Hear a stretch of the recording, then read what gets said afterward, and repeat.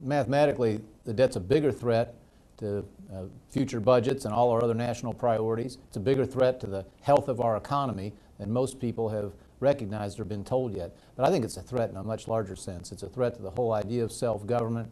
It's a threat to the notion that free people acting freely together can discipline themselves, put the future before the present, their children's interests ahead of their own. And when I say when, we have conquered it, we'll have not only revivified our economy, we'll have done something more important. We'll have proved that freedom and democracy work.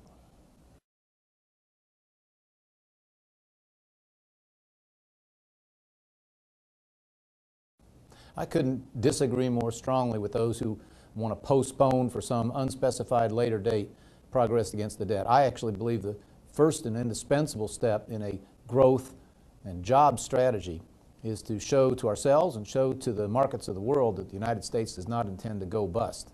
And so beginning now to scale down the terrifying debt levels we have and deficit levels and putting in place long-term measures that show that we're going to deal with the unfunded obligations that aren't even being counted in these numbers.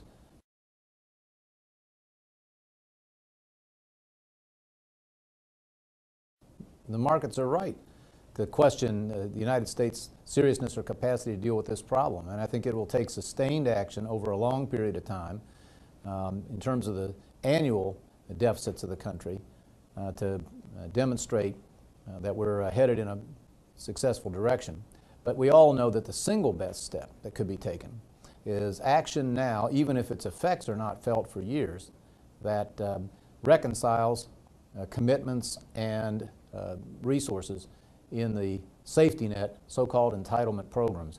I can't think of a single action we could take today that would be more beneficial, not just for our long-run fiscal outlook, but for our short-term economic outlook, than a decisive move on any of the many possibilities that we all know exist to create a new Social Security and a new Medicare system which is sustainable for the future.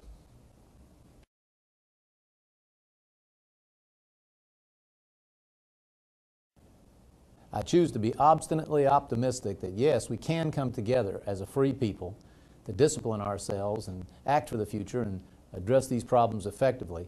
You know, Apple and companies like it have demonstrated many times that consumers don't know exactly what will excite them and what they want most until they see it. The American people have not yet been shown a common sense, persuasive program that will deliver fiscal solvency, economic health, and a better future for our children.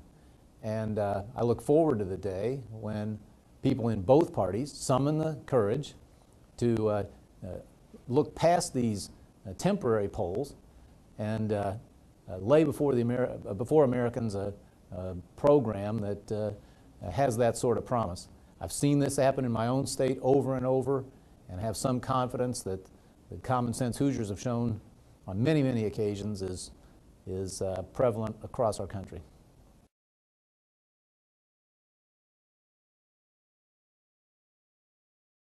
I like this question. Our approach to problems at a lower level of public life has always been, in the old sports cliche, go big or go home. In the case of the issue we're discussing here, America either goes big or we all go home. And so absolutely it will be essential to go, frankly, bigger than even many of those who have been active on this issue have acknowledged. But again, I am very, very confident that given the positive payoffs that are possible and the unacceptability of the course we are on for upward mobility and the hope and promise of the American dream, that Americans can be rallied to a program that works and works in time.